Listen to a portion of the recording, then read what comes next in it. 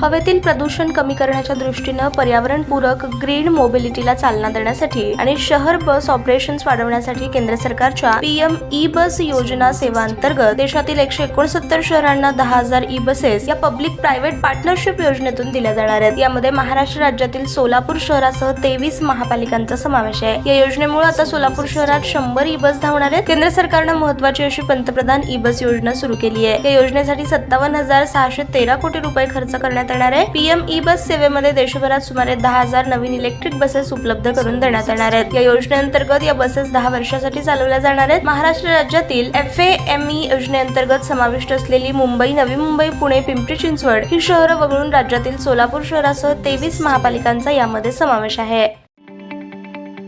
ताज्या बातम्या पाहण्यासाठी प्राईम महाराष्ट्र न्यूज चॅनलला सबस्क्राईब करा।